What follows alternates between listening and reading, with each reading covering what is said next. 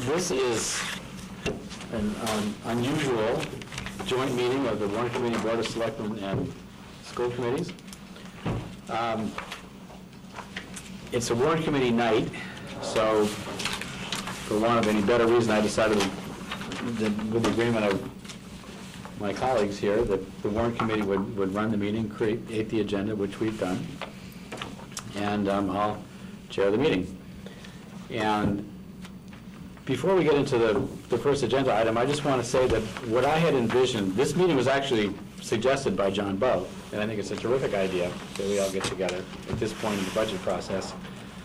And I have in mind a high-level sort of policy discussion that we will engage about the budget and the budget process. I don't see this meeting so much devoted to budget particulars. In other words, are we $5,000 over on the oil budget right now, or things like that, but rather a meeting that's focused on how are we going to get our way from here to April, when we need to present a budget or more budgets to town meeting. So the first item, without any further ado, on the agenda was the desire to understand or sort of collect and summarize the comments that citizens made at the June 23rd community forum that was held at the Chenery. And Tom Younger has served as our scribe, really, and has summarized the comments.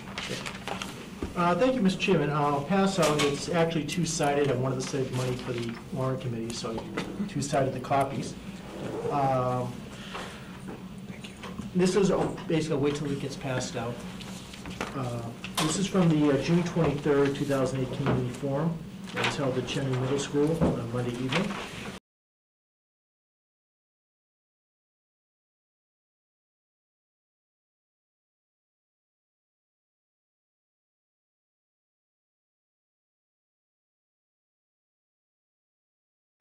And Community Development Director Glenn Clancy, Mike Widmer, moderator, oversaw it. And at that point, the citizens could express their commentary, but there would not be any discussion from the Board of Selectmen. There was one case where there was, which I'll go into later on, but it was generally just to hear the commentary from the citizenry. And I didn't go down through here, and I did note, I think about 6 or 7 individuals specifically, what their comments were. But coming across a number of individuals asked the town to be run like a business. They generally really didn't get into too many specifics, except they were looking at how the budget was run, and they were looking for transparency, because that seems to be a key word they were utilizing, and basically expending what was approved. If town approved so much for a certain item, they didn't want to see that being switched somewhere else during the budget process. Also, this came just right after the defeat of the roads override, and many of the citizens stated they voted against it because, quote, they didn't trust how the funding was to be spent in that case. There were some other individuals, I'll go through what they said, I won't mention them by name, but it's on your listing there. We had one individual asking for UPS to come in to Belmont to train their employees, felt the town should be run as a business and that would be room for private industry. And that felt UPS was someone who basically conducted the business very well.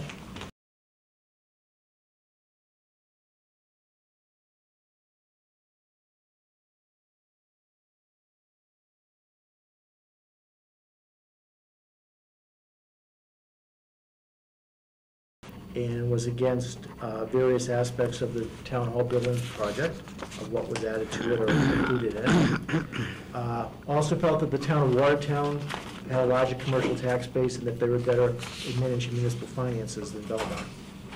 Did not get into specifics with the generalization. A lot of these were just generalizations. Another individual suggested operational overrides be utilized more often.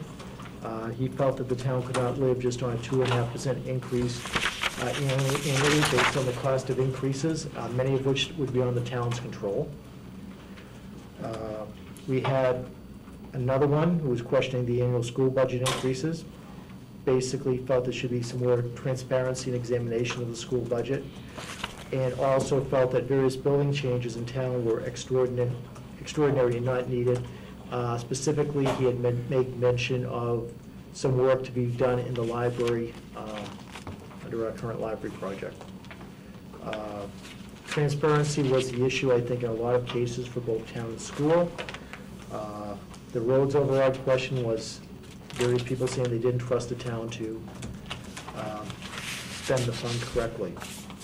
The one case where the board did respond, I think it was Chairman Firenze responded, was there was a question regarding the Kendall funds, that someone had mentioned that it was lost. And Chairman Firenze gave the explanation where it had been expended and that there was over $3 million remaining in the fund. We also stated at the end, the board would be that there may be additional forums in the fall or early winter to pick up on these items. Does anybody have any other record, before we get into the specifics, does anybody want to add to that list who was there and may remember stuff that wasn't mentioned? One of the things that became very clear, at least to me, and I believe my colleagues as well, and you may remember as well, is that there was a sense, at least from the group there, that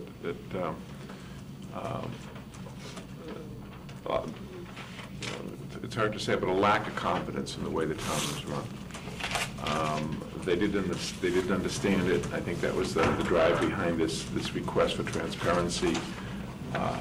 They had little pieces or bits of information and drew some conclusions from the information that they had. In some cases, those conclusions were correct, and sometimes I felt they may have been a little misrepresented. But there was a general sense that I had when I walked away from the meeting, at least from those that were attending the meeting, that they just did not have confidence in the way the town was being run and the way we were spending their money. And that lack of confidence, I think, came from two sources, from seeing little bits and pieces of information, or bits of information which drew them to that conclusion, or was as a result of some misinformation that they may have picked up and then drew the conclusion. The quickness and readiness with which people are willing to jump to the conclusion that the town is mismanaged is something that I find astounding. I guess I shouldn't, because before I ran for selectman. Let me just push you on that point. I'd appreciate that it's a hard pill to swallow, but I'm curious, I agree with you that the lack of confidence came through very clearly in this transparency thing. I want to deal with both of those concepts in a minute, but does anybody else who was there have any specific recollection of anything they want to add to the list that Tom just gave us about the concerns that were expressed? Okay, I guess I have a question, because this transparency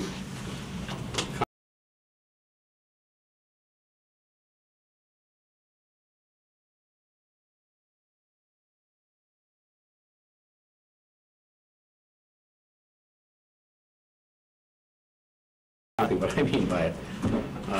Angelo, you want to have a whack at that? Not to put you on the spot, but... Yeah. I think that they want to understand the process that was used to get to the conclusions that were drawn. And I think that if somebody said, and it's difficult for us because we sit here and we go through this whole process from whether it's early October or early December, early January, to the time we get to the budget. I mean, we live with that for 6 or 7 months. And then we make decisions, and people say, gee, how could you be making this decision? I don't understand how you drew that conclusion. How did you reach that conclusion? We wish we had more information. We wish, for example, if you go on the website for other communities, sometimes the budgets are in a lot more detail on the website, and it's easier to go through. And there were some people that did make that comparison, actually, if I remember correctly, in the fact that the way we present the information is not presented in a way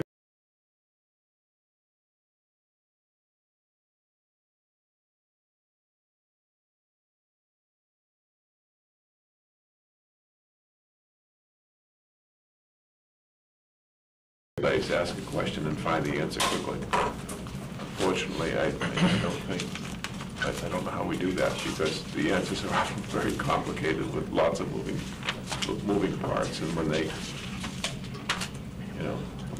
they struggle with that. So I don't know if that's it. Does anyone else have any thoughts on this general? No, thank you. Does anybody else have any thoughts on this kind of general concept of what people mean by wishing that the process were more transparent? Any of our economists in the group want to, not to put anybody on the spot. Well, how can we, but I've heard this. This is an observation, a complaint that's been leveled by many people at the, about the budget process, both on the overall process as well as the town side and the school side. And I guess what Angelo, you suggested that we made more information available in more earlier than it would, we would at least have something to rebut that thing with. And if we figured out a better way to present what we were doing, that we would keep people more in the loop of what was going on. And I think those are both excellent ideas. Is there anything else we can do to make this process that we're going through more transparent to the public? Wait a minute, before you answer, let's see if someone else has an idea. Roy. This is a public meeting, and we have a record turnout tonight. And We're all at the table, though. well, no, I mean, in the audience. In terms of the process, such as it is, I mean, certainly the Warrant Committee meetings are open to everybody, and very rarely is somebody sitting in the room besides us.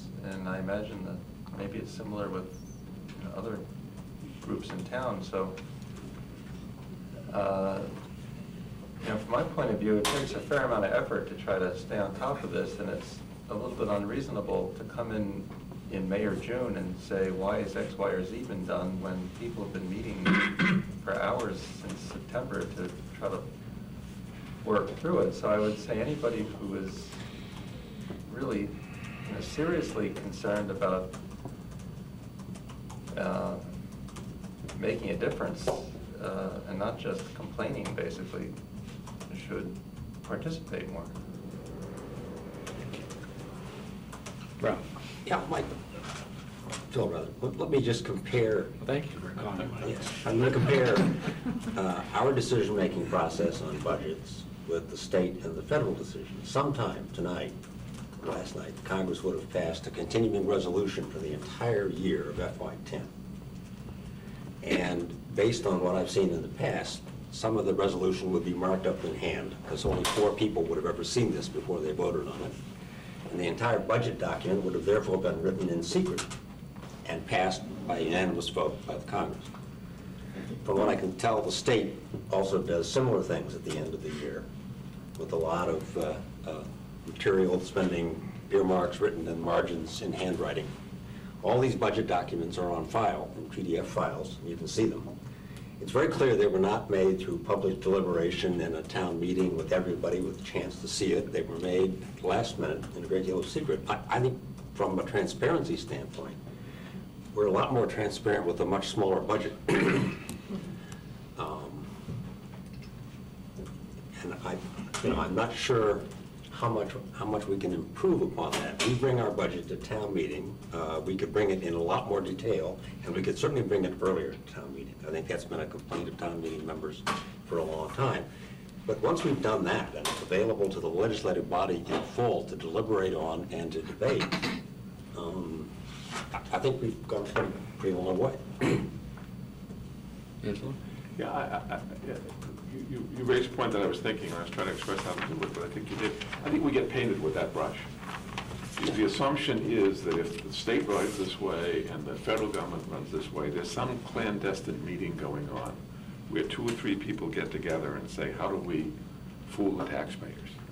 And I just saw it recently where, and I even forget what the subject was, but where people are absolutely convinced that we are doing things. Well, it was an email that I think I received. I think it was probably sent to the Selectmen's mailbox, where we are doing things to justify an override. Not that we need the override, That's not the conclusion that they drew. What they drew was we were taking action so that the only solution would be an override.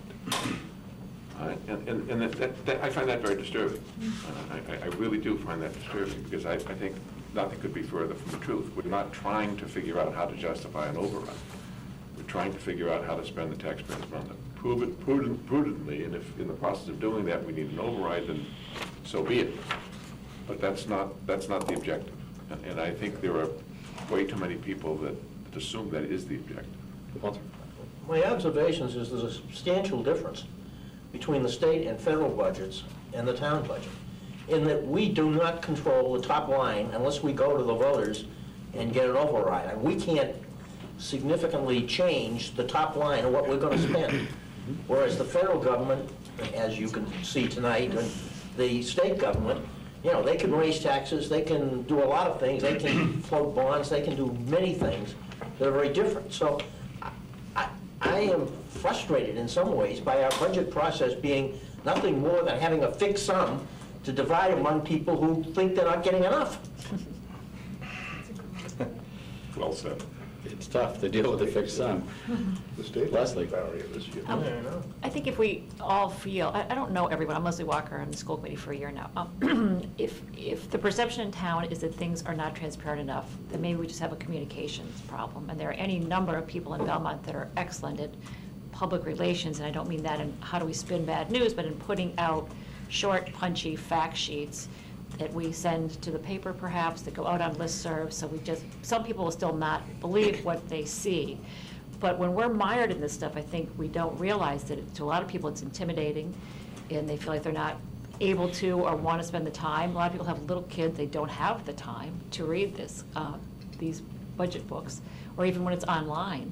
But to send out regular press releases is probably not the right word, but fact sheets during the course of the year that are well-crafted and very simple as an education piece might be something we'd want to think about doing.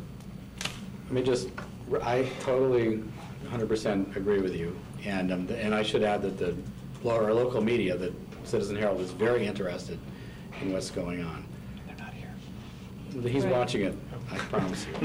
It is on TV. Tony is multitasking as we speak.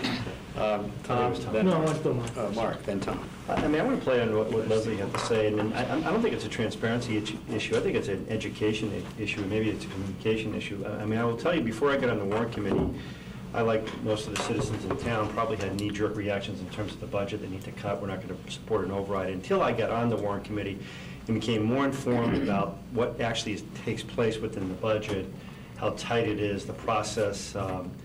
You know, I completely changed in terms of how I reacted to the budget.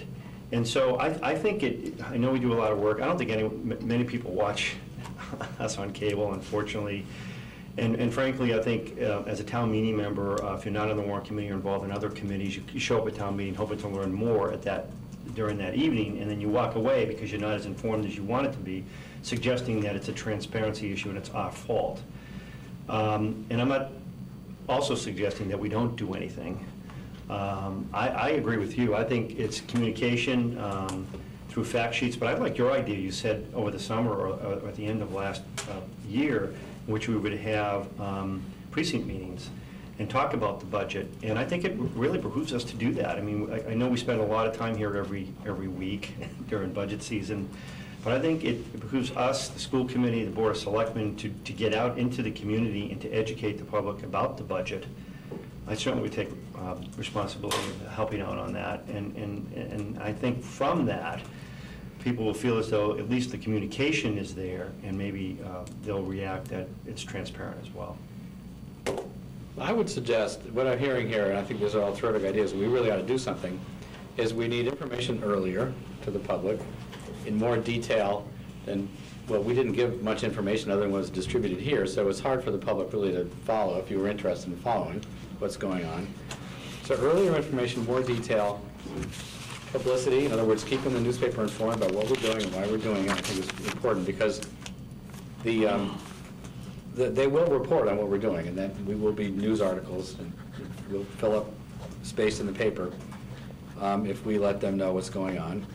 I think the precinct meetings, which thank you for giving me credit for that. I think we should do, and that's kind of later in the process when things are a little more formed.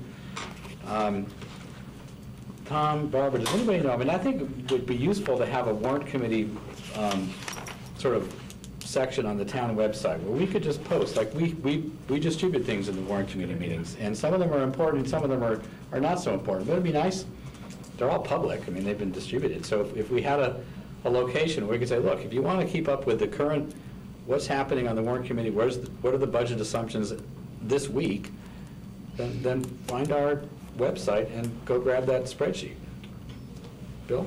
Do we know, and maybe Tom can help here, do we know what other towns do to try to communicate this type of information, and what kind of best practices can we take from those towns? Obviously, we're moving forward positively, coming up with ideas like precinct meetings and fact sheets and the town website, but is there anything else that we're aware of? And if we're not, we ought to look into that. And Actually, I can respond to some of that. Actually, I can probably give the warrant committee an A, because you meet more often than most finance committees meet generally. I mean, still at this time, you probably have finance committees meeting once a month still.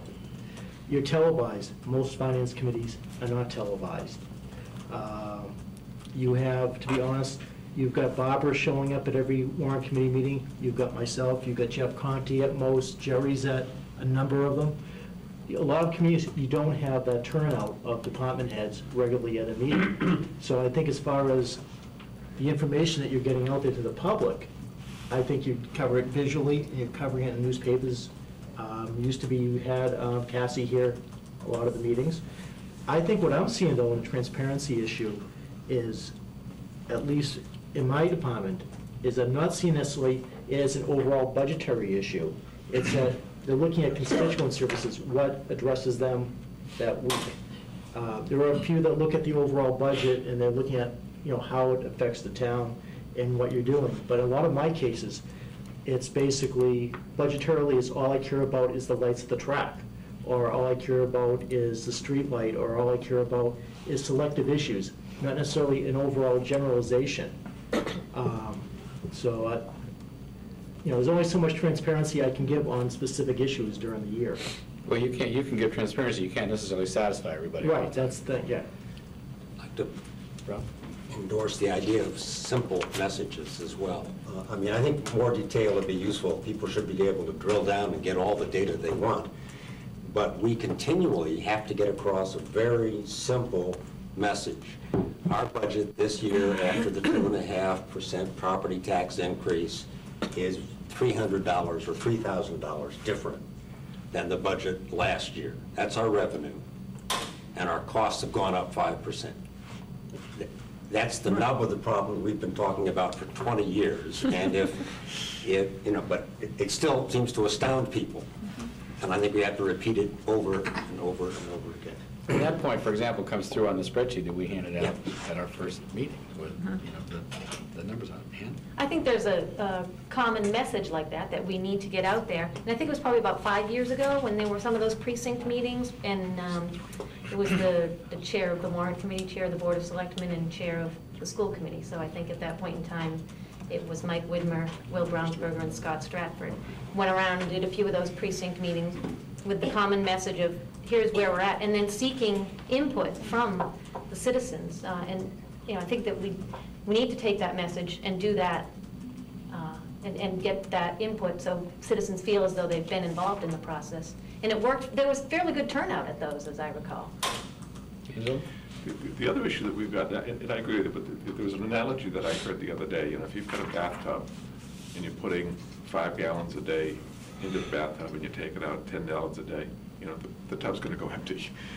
It's a very simple analogy, but that's exactly the situation that we're talking about. We're putting in 2.5 and we're taking out 5. But I think the issue is that what happens is, number one, there are little things in the overall perspective, they become big things, but there are little things that we do as a community that people latch on to. And we call them, whatever is it called? The irritants. The irritants, all right? And the irritants become the whole budget. becomes the public's perception of how the town is being run inefficiently. How come we're paying such high salaries? How come we're giving such high raises? How come they have such great benefits to health care and so forth? And why don't they just change that? If they just change that, our problems would go away. Well, I think somehow or other dealing with the realities of what it takes to make those changes needs to be part of the message. We can't wake up one morning and decide, gee, we're going to change the pension plan, we're going to change the health care plan, we can chip away at it. We've made some giant strides. I think, there was some great news. I think you all may have gotten it on the self-insurance and how that's working. We're making giant, but the things that just on the surface would appear to be so easy to do, when you try and implement them, they aren't so easy. And I think trying to explain that part of the problem to the public is also an important message that we've got to get out there. It's not that we don't care. It's not that we're not looking at these things. It's not that we're not trying to struggle to find ways to deal with them, right? But we just can't do it. I mean, and I think those of us that come from the private sector get very, very frustrated by that. I mean, you run a business, you go in, you see a problem, you make a decision, it's changed the next day. Public sector, you cannot do that. So when you talk about running like a business, you can think like a businessman, but you can't act like a businessman. And I think that's part of the frustration. Okay. Yeah, I didn't attend the forum in June, but I did watch it on television, and I know that there were comments made at the end of the forum that there would be another, there's the possibility of another. Right. And my suggestion would be that after the precinct meetings take place, that there be a forum, and that you change the format somewhat so that perhaps some of the individuals who participated in different precincts, maybe one person from each precinct, would be invited to the forum, and they could perhaps present something that was of interest to them or something that they learned, something that's more positive, because I don't think we want to have another forum where it feels that there's battering going on and you can't respond. So to make it a little bit more interactive, with the purpose of continuing to educate the public, I think that really does have to be done, and I'd recommend doing it after the precinct meetings. Tom? To kind of add on to what Angelo was saying about the business philosophy is, I mean, I look at general government like I'm running Target. I have all these departments that are in the Target department store. I've got, I'm dating myself by saying records, CDs, books, clothes, toys, garden supplies, and so forth. But if you run it like Target and the book department does not do well, what does Target do? Target closes the book department and increases the soft lines or the clothes lines. I close the book department in Belmont. The 19 people who buy the books call me and say, you don't know what you're doing while you're closing the book department. And then it becomes a political issue. On the private sector, it doesn't. Okay, I have, I'm going to take the chair's prerogative. I have two observations here. One on the irritants side, Angelo, the irritants are something that we talk about a lot, and I think there's a great deal of currency in the idea that there are certain things that irritate people in town. And I think certain things that you identified, Angelo, as irritants for some people are things we just can't do anything about, and we need to persuade people that we cannot do anything about. For example, employee retirement is something that's mandated by the state, and that's nothing we can do about it. Other things people get annoyed about that we clearly can do something about, but we just don't. And so I think it's important as we push this process along that we actually try to do something about some of the things that are within our control. Even if those of us who look at the budget and think that, gosh, if we did all these things, and I'm thinking of consolidation of school and town functions as just an obvious thing to talk about. We could analyze the budget and say if we consolidated function A and function B, we wouldn't save very much money. Therefore, why are we spending all this effort to do it? And the answer to that is because people, I think, by and large, expect it. And it's clearly in our control, and it's something we can do. So we really need to be, in addition to explaining to people why we can't do certain things, we ought to be trying to do certain other things that we clearly have the power as a town to do. Whether we have the will to do it is another question. I agree with you. Maybe an idea for another fact sheet then is also to explain the things we can't do. There was a Boston Foundation report last year, and essentially, if you look across all 50 states, home rule in Massachusetts is something of a joke. Local communities cannot tax the way they want to, they cannot raise revenues the way they want to, and they are a series of required expenditures they must make that they cannot avoid because the state tells them to. And all of those things are the sorts of things that we often get comments about, why don't you fix it? And of course, we have no authority to fix it. We have no authority as a local government to do that. And we might want to, there's a great summary of that in that publication, which, although it was written about Boston, it also applies to us. And Boston was clearly among 20 communities in the country, the one with the least ability to control its own future. And the other thing that I had in mind was, and this is really a message for both you and you guys in the school department, is that if we're dealing, we will be dealing in a constrained environment. No one's gonna have as much money to spend as they would like, even under the best scenarios. And as that we make, the street light example is, I'll just throw out there, is interesting to me because, and I'm not laying, I'm just making this as an observation that we had, one of the things that Tom had suggested that we could save money on was turning off the street lights, or half of them, or some proportion of them. And it turned out that in the end, that was a wildly unpopular thing to do, and my understanding is that people are reassessing whether we want to do that. I would urge, and I'm not saying whether we should or shouldn't, I'm merely saying that all of us are going to be in the business of making wildly unpopular decisions, and we need to, A, think through all of the impacts of the things that we, what are the consequences that we can think of, and, what are some that, the unintended consequences, and B, and roll all that into consideration in making the decisions that we make, and then the next thing is to have the fortitude to stand up to those decisions that you make, and not say, oh, well, because you're complaining about it, we'll make a different decision. I got to make a comment, Judge. Go ahead. The streetlights is a great example of that to come up, and we discussed that on Monday night at the Selectmen's meeting.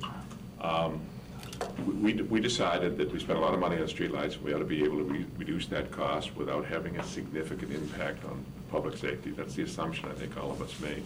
And we concluded we could probably... And we were behind that. The Warrant Committee was totally behind that, right? We're all behind it. And we concluded that probably by turning every other streetlight off, that was probably the way to do it. So we went out and said, this is what we want you to do, this is what we're budgeting for, go do it. With hindsight, we might have approached it, the Selectmen, I'll take responsibility, might have approached it a little bit differently, having sat down with Tim, sitting down with public safety and so forth. And the meeting that we had this Monday night, a couple of things came up. These were one of the reasons why the approach we suggested they take was not probably the best approach. But for example, if you take Trapella Road, Belmont Street corridor, right, we have 400-watt light bulbs in every one of those street bulbs, every one of those street lights. And we could probably reduce that to 250-watt light bulbs, reduce the amount of light on the road substantially, but not but at the same time address the concerns that people had. So in other words, that may be a solution to that problem, which solves the objective of reducing cost, but doesn't present the problems of concern for safety, because there still would be sufficient light there in order to be safe. So the problem is, we came up and we said, our solution is shut off every other light, where the correct solution might have been change the wattage in the bulbs. All right? The other thing that came out of the discussion, which just floored me, is I've been looking at budgets for 4 years, but it was estimated the cost of us to maintain the fire alarm boxes around town, those little things. And I haven't asked Dave this question, I don't know if you have. I don't know what the last time a fire was actually reported by one of those. I think it was probably about 20 years ago. Everybody walking around with cell phones, et cetera. It's close to $60,000 a year. $60,000 a year to maintain those fire alarm boxes. So that came up out of the discussion on Monday night. I said, well, wait a minute, let's take a look at this. And there are some other things, because those are tied into the commercial alarm systems at places like McLean and some of the other places. But going through the process uncovers things and gives us areas to drill down and find savings on that would never have come up had we not made the decision that just a cut the bill by half. Walter and then Pat. When you make a decision, like you're gonna cut the streetlights, I think you really took a meat cleaver to it rather than do it in a nuanced way. For example, supposing you shut more streetlights off between 2 o'clock in the morning and 5 o'clock in the morning when nobody is up and complaining, and leave them on during the early evening hours more. I mean, if you took the problem and really tried to look at where the pressure points were, you could achieve the same result without having the same uproar. Technology limits that. Okay, well, that's Yeah, I not know, I suppose it does. I'm just trying to make a point about planning, and that we don't need to dwell on the streetlights so much. Pat? The other thing I wanted to say is that I think that, and the streetlights are the perfect example, as we're going through this process, I think that it would have been very helpful if we had had the information we got this week 5 months ago. I mean, the streetlight decision was made in March, and presumably there were department head meetings every week, and it would seem that when we at this table are discussing these kinds of things, that, you know, we should find out that it's going to cost us X to turn them off, that it's really not going to save us this kind of money, all of those kinds of things as the decision is being made. And I'm thinking that the school department, I think, does a very good job in their process of, if there's a suggestion, it could be from us at the school committee meeting, you know, the next day, Pat and Jerry are bombarded by, you know, people, department heads, whatever, telling them why this is a crazy idea or whatever, and they very gently sort of tell us what the problems are. And I think that we aren't seeing as much of that, you know, on the town side, so that by the time the budget's set and then people start focusing on, oh gee, it really means next year, we are now a fourth of the way into the fiscal year. We haven't touched a streetlight. Now, there may be really good reasons why we haven't touched a streetlight, but why is it October 1st and we're identifying that we haven't touched a streetlight? Why wasn't that June 1st or June 30th? And so I just think we have to do more communication among ourselves with the other departments. Jim? I was under the impression that this meeting was to discuss the very serious problems we face, both with the current budget and next year's budget, and not to discuss minor issues from the past. It's not. This is a point that I'm trying to use to illustrate what I hope is a useful planning discussion, Jim. And you're absolutely right what the point of the meeting is. Bill? Yeah, I think this communication thing is critical, and I think we've missed the boat on it. I think that some of the so-called irritants that we keep talking about, I think more communication would help. And one of the questions I'm curious about is why there's never anybody at the Warrant Committee meetings from the paper. We're televising them, that's fine, but you know, not everybody watches television. Some people read the paper. I'd like to suggest that we maybe invite the paper to come once a month, every other meeting, something, I don't know what, so that the newspaper understands what's going on here and can report some of those kinds of things. I do think, by the way, that the meeting that was held, I heard lots of positive comments about it. I would strongly suggest that even in conjunction with the precinct meetings or not, that we continue to have those kinds of meetings, because people at least feel like they have the opportunity to talk and ask questions. And I think that will go a lot to doing some of the things. We can talk about being transparent, but people make those comments, and I think we need to deal with it.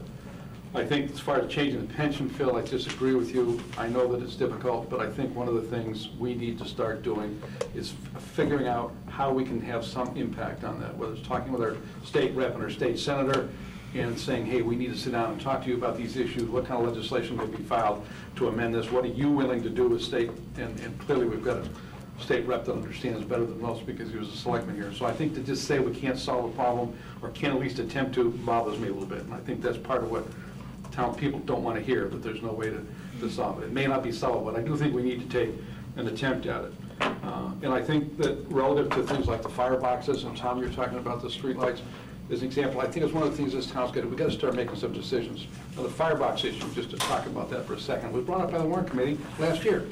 And it was, you know, nothing was done with it, and it was, you know, nothing followed up with it. So I think those kinds of things, whether it's, you know, people complaining about the lights being turned off at the high school evenings or fireboxes being fewer, I think this town has got to stand up and start making some of those decisions. There are always going to be people that are going to be upset with any decision we make. Okay, whether it's 3 people or 33 people. And I think we've got to just start making some decisions, because we all sitting here looking, whether you're school committee or warrant committee, know that what kind of money is not available. So we're going to have to make some hard decisions, and if we react to every citizen who calls to complain about cutting something out, we'll never make any cuts. So I think we've got to start making some serious decisions and explaining to people why those decisions are being made.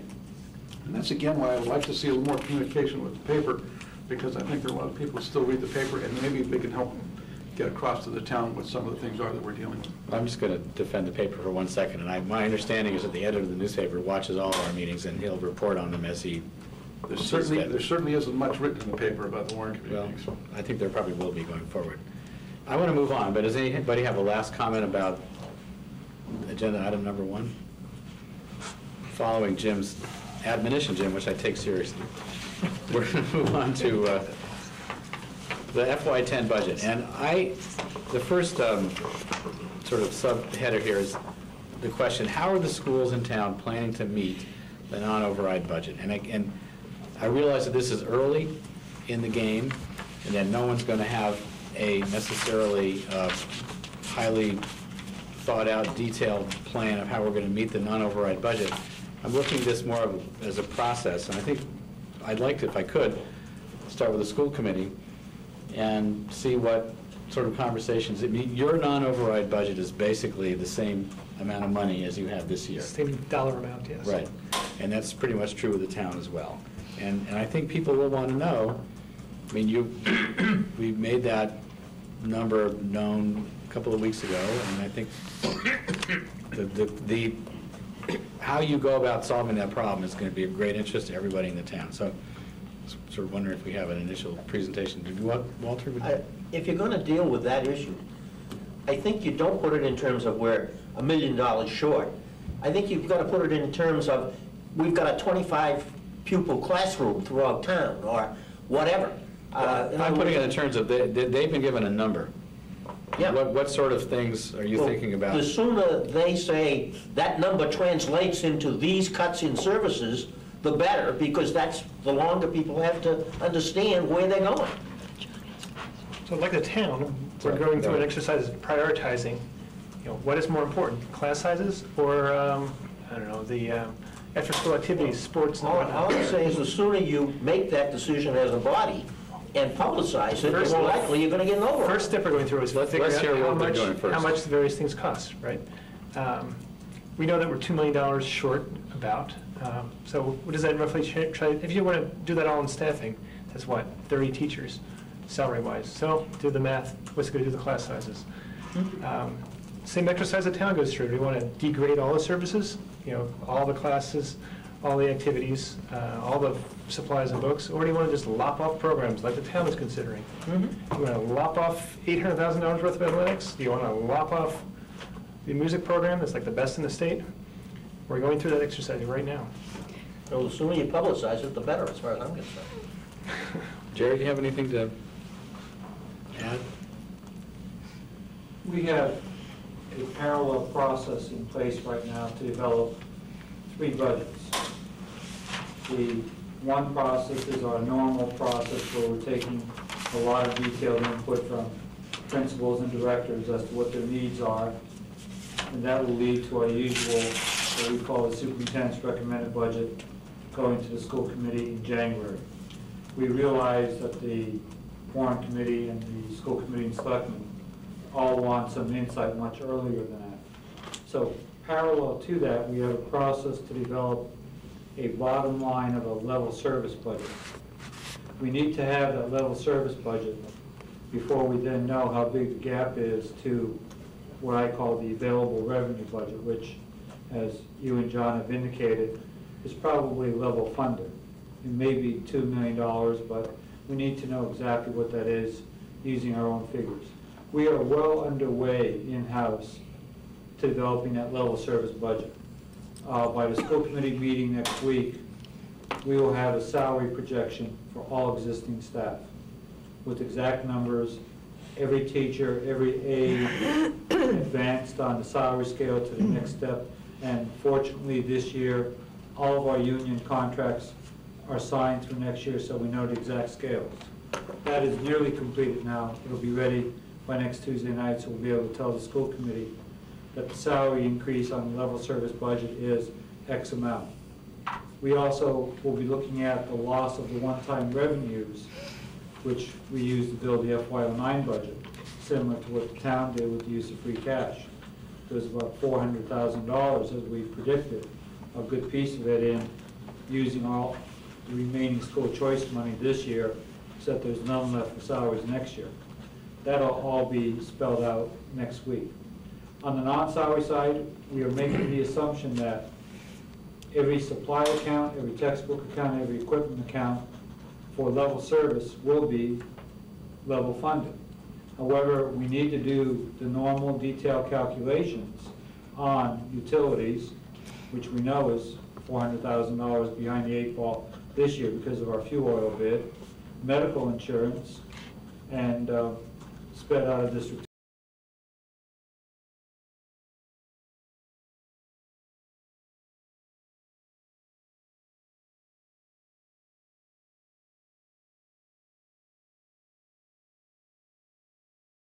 Here's what the bottom line is for a level service budget. Now, at that point, we can then match that up against the allocation from the Warrant Committee with your latest view on the revenue and see what our gap is to available revenue or level funded. And then we begin the difficult process of Chinese menu based on school committee priorities that they're going to give us at the next 2 meetings as to what are we protecting, class size, athletics, music.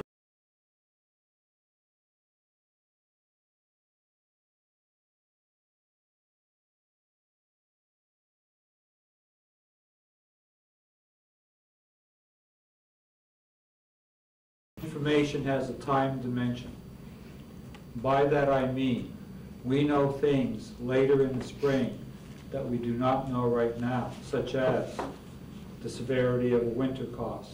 We're that much closer to our projection on out-of-district tuition for special education being accurate, rather than projecting a year in advance.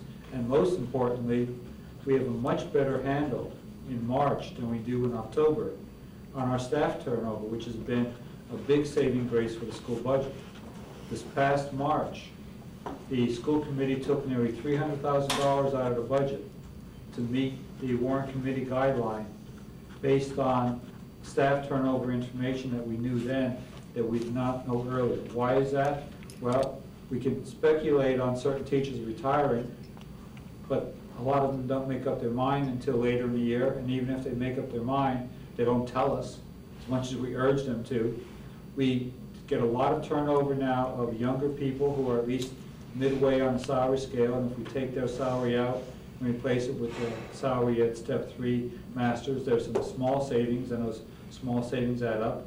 And then the most significant this past year was in our teacher's contract, people requesting leaves or requesting who are currently on leave, requesting to have that leave extended for a second year, do not need to notify us until March 1st. When we build the budget right now, the budget I'm building right now that'll have the salary projection for school committee next week, every person currently on leave I have to assume is coming back. And I have to budget at their salary, not the lower salary of the leave replacement. If on March 1st they tell us, oh, we feel child rearing is important, we're going to stay out another year, that's fine, but that's information that comes very late in the process. So there's a time dimension to accuracy of information that's critical in developing the school budget. And since I got the floor, which I didn't want to have, but I will add one comment to your previous discussion about communications. I don't think we do a very good job at communicating our successes. And I'll give 2 examples. You were talking about the street lighting. Well, a couple years ago, we had a very successful collaborative effort between the town departments, the light department, and the school department called the ESCO project, the Energy Savings Project. It was spearheaded by Paul Solomon. An actual building committee was formed. We had an energy audit of all the town and school buildings. We chose to implement certain energy conservation measures. I can document in hard data that my total electricity usage from 4 or 5 years ago went from 5 million kilowatts to 4 million kilowatts. That's a 20% savings. And we have hard numbers on that in terms of actual usage. We can take that 20%, that million kilowatts that we save. Look at today's prices, which have gone up because rates have gone up, and actually put a dollar amount on that savings. We know that, the school committee knows that, I think the education subcommittee, the warrant committee knows that, but we have failed to get that message out to the broader public. Every one of the lights in this room are energy-saving lights. Every one of the lights in every school building are energy-saving lights, and that's what caused that 20%. The other example, which I think we did not pound the drum on sufficiently, is medical insurance. And again, a collaborative effort between town and school. In 3 different phases over the past 4 or 5 years. First, going to a single payer provider, getting rid of, giving people a choice between a Unicare plan, which was very expensive, and Harvard program, and most of the young people going to Harvard program, going to one provider for all school and town employees was a significant savings. Followed up by the more recent adoption of the self-insurance concept and building up that $3 million in the trust. I think that was a very significant step, and the very difficult, long, and arduous process of the Selectmen and School Committee negotiating with numerous unions to change the split from 90-10 to 80-20. I think we are just now seeing the cumulative effect of all 3 of those changes, and I think you'll see our medical insurance budgets finally reaching some sense of sanity. I hate to use the word under control, because as soon as you put that out there, it'll backfire on me. But I think the double-digit 12, 15% increases that we had 4 and 5 years ago in the budgets are not going to be there now because of this hard work and 3 concrete steps that were taken. We all know that, but it's almost as if we don't trumpet that enough to the general public. And these are not only successes, but they're successes based on collaborative efforts between school and town. And they're big money, they're important. And Jerry, they're very well stated, thank you very much. And this is a team effort to get this message to the public for sure. So when we're doing it, I assume we'll all work together and use our resources collectively to make this point. Dan. Jerry, I appreciate the time sensitivity of the budget process for education. I was involved in that for many years myself. And there were a lot of imponderables that come up very late. But on the other hand, we could begin both sides, and that's just you, but I'll talk about the schools for a moment. It's very possible that if we don't have an override, or we try when we don't get it, there's going to have to be some programmatic changes. Yep. Knowing what education, the way I know it, you're not going to increase all class sizes to 35 per class. You're not going to do that. It's the end of education as we know it in Belmont. You're going to have to go vertical programmatic, not horizontal. There's no choice. It seems to me that the earlier you put those possibilities out there, start coming up with some possibilities. You don't have to put strict numbers onto them, but you need to say, listen, there's an imminent possibility, given the following budget scenarios in the spring, that if we go that direction, we're going to have to seriously look at eliminating, I'm not going to go into it, athletics, music, various kinds of programs, library, whatever it might be, to get that out there so parents aren't told in the middle of June about this. You're going to have a riot in your hands. You're not treating your constituency seriously. It's how you budget your own home. We're all beginning to plan the coming times and economic times. A lot of us are looking at how can we cut? How can we do this? How can we do that? We need to behave the same way. Waiting until June to tell people that your kid's not going to be in a sports program, this, that, and the other thing, is talk about an irritant. You're going to lose all our credibility, all our sense that we're people who are able to plan. We're able to project possible negative scenarios. I think, and I include ourselves, town side, we need to tell people what's possibly coming down. And then saying that, okay, having told you what might be coming down, we're going to do everything we can to prevent that from happening. But we can't guarantee it. Dan, I agree completely, and that process will begin next Tuesday night at the school committee meeting, where they'll be discussing their priorities, and they'll also be going through an exercise with information prepared by the administration on what in the school budget is required by state law or existing contracts, what is required by current school committee policy that is in excess of state law, such as graduation requirements and what is not required, even though they're beloved as people define as basic education, such as athletics and music in Belmont. School committee will have that discussion next Tuesday night, and we hope it'll be carried by the newspaper and the cable, and the message will begin to go out there. Jim, I'm going to forward your memo on this very topic to Jerry for whatever, for his Thank you, use. Jim.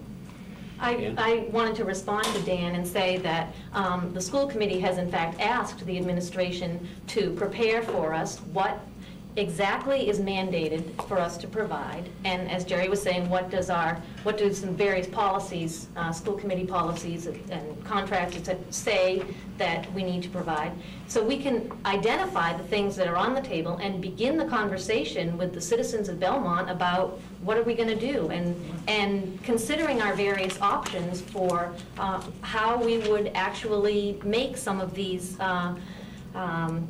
reductions, some of these changes in the school program that we're offering in order to meet the available revenue. So that conversation has begun with the point of getting that information out there early to the citizens so that we can get feedback, so they can be involved in the process, understand the process, know what's at stake, and have some input about what's priority and what isn't a priority. Tom, can we have a little presentation from you along the similar lines of what the school department has just done? Okay, it's maybe not along similar lines, but the process is a little different. Okay. I did meet with Pat, I think I saw Pat here. Pat, earlier this week, explaining what the process that we were planning on the town side in our timetable. We had, I discussed it with the Board of Selectmen Monday evening, and with our department heads this morning. And let me go through it. I look at this more as a numbers issue. And it's maybe a lot of cliches during my commentary, but I play the cards that I'm dealt. Right now, I'm looking at, we have between 1 and 1.5 million at least on the town side. I mean, this warrant committee hasn't made technically a decision on it, that we're below in the available funds. I'm also looking at coming in the future. The timetable. One is next month you have a referendum question on the personal income tax. If the personal income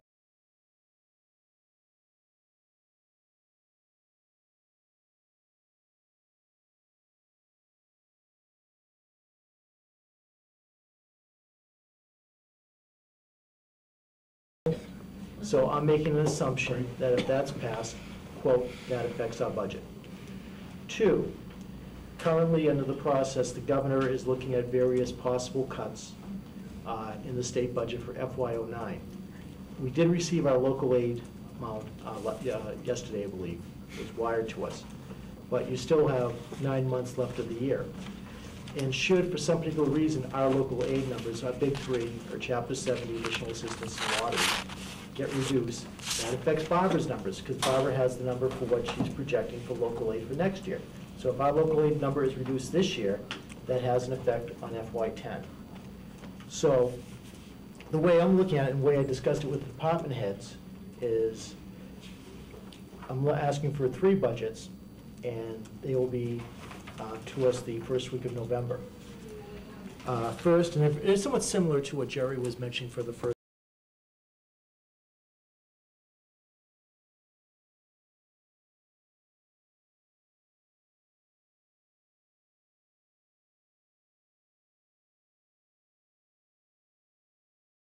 Based on salaries, cost of expenses, it's going to be a budget increase.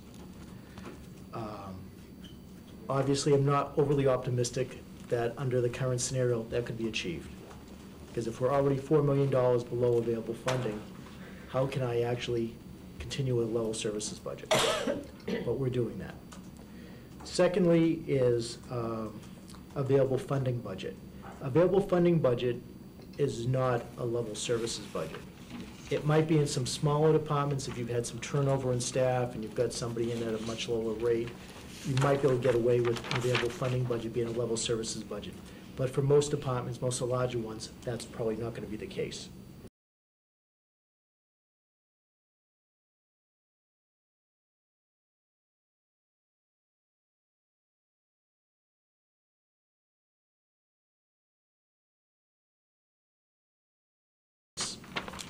any of those changes that come through.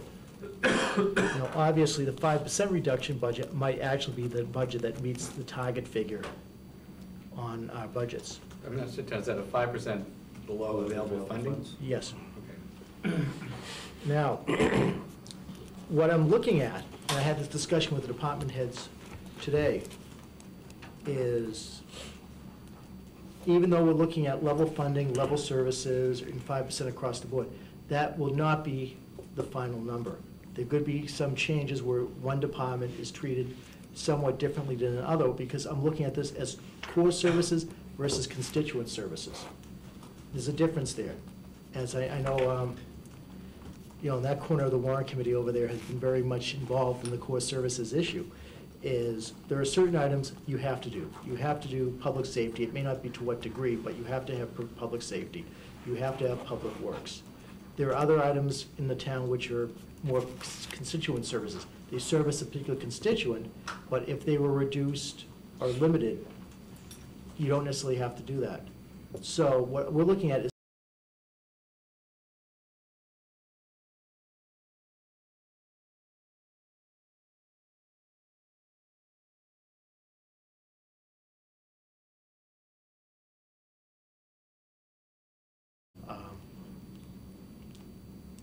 Are these, I'm curious, are these questions that the school committee, for example, will be meeting and discussing similar things on their side? Was this a Board of Selectmen issue, or is this you with the managers? well, that probably be the managers, but then I present to the board. We had discussion on Yeah. some of that stuff. But also upon this, and I've been doing this since, and Pat and I have had this conversation at meetings, is I've been following since June, is I've been adding my list of, now it's up to, I think, at least 25 items of what could be changed, maybe in general government side, that could have either revenue enhancement or savings and budget, which actually have to have selectmen's input, because it does affect some areas of the town.